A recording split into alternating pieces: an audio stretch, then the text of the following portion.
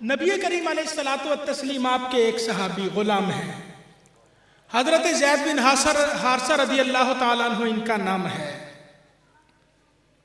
ان کو ان کے علاقے سے کسی نے اغوا کر لیا، ڈاکوؤں نے اٹھایا۔ اب اس دور میں انسانوں کو بیچا جاتا تھا، غلام بنا کے بیچ دیا گیا۔ بکتے بکاتے مکہ پہنچے، حکیم بن حزام نے خریدا۔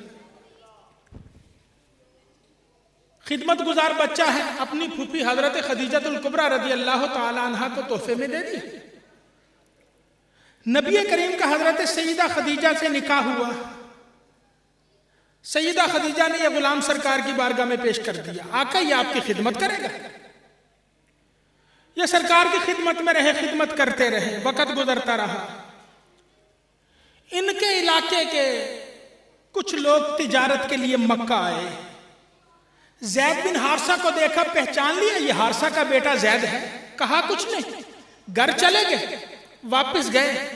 حارثہ کو بلا کے کہنے لگے اور تیرا بیٹا جو اغوا ہو گیا تھا ہم نے اسے مکہ میں دیکھا، ایک بڑے نیک آدمی شریف آدمی کے پاس غلام ہے، جاؤ اپنا بیٹا لے لو۔ حارثہ نے اپنے بھائی کو ساتھ لیا، زید کے بڑے بھائی کو، اپنے بڑے بیٹے کو ساتھ لیا۔ یہ سفر کر کے مکہ مکرمہ پہنچے، نبی کریم کے پاس پہنچ گئے۔ اللہ کے نبی تشریف فرما ہے، آئے، جناب ہمارا بیٹا آپ کے پاس غلام ہے، یہ میری ساری زندگی کے پیسے لے لیجئے، مال و دولت لے لیجئے، سونا چاندی سب کچھ لے لیجئے، مجھے میرا بیٹا عطا کر دیجئے۔ اللہ کے نبی نے سنا تو فرمایا زید کسی کام سے بازار گیا ہے، زید کو واپس آنے دو۔ اگر زید گھر جانے کو تیار ہے میں محمد ایک پیسہ نہیں لوں گا۔ اس حدیث طیبہ سے غلامی مصطفیٰ کی قدر سمجھنا، غلامی مصطفیٰ کی عزت ذرا جاننے کی کوشش کرنا۔ زید واپس آئے، اللہ کے نبی نے فرمایا زید انہیں پہچانتے ہو؟ جی یا رسول اللہ میرے ابا ہیں، میرے چچا، میرے بھائی۔ فرمایا پھر ملو۔ زید ملے، گلے ملے، برسوں کے باپ بیٹا بچھڑے ہوئے، گلے ملے، مل کے رونا شروع کر دیا۔ حواس بحال ہوئے، چچا کے گلے لگے، بڑے بھائی کے گلے لگے، اماں کا حال پوچھا، بہنوں کا حال پوچھا، گھر والوں کی خیر خیریت، ساری باتیں ہوتی رہی۔ کچھ وقت گزرا، اللہ کے نبی نے ارشاد فرمایا زید جی یا رسول اللہ حکم کیا ہے؟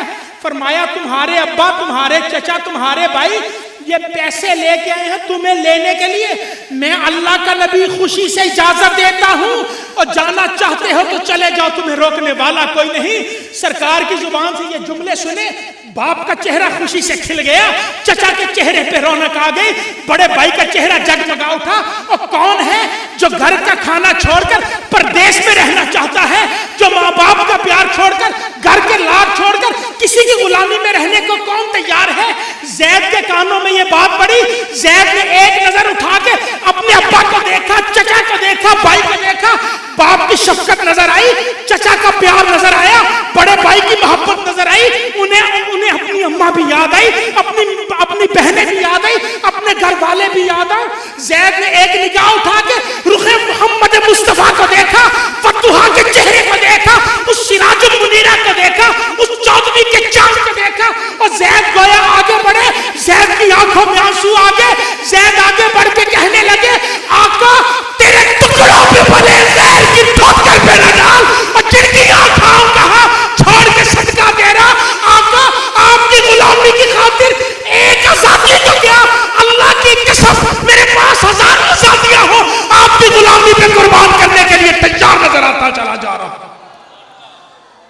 آمینہ کے لال نے سنا، اللہ کے نبی نے سنا، سرکار نے زید کی محبت بھرے جملے سنے، مصطفیٰ کی آنکھوں میں آنسو آگے۔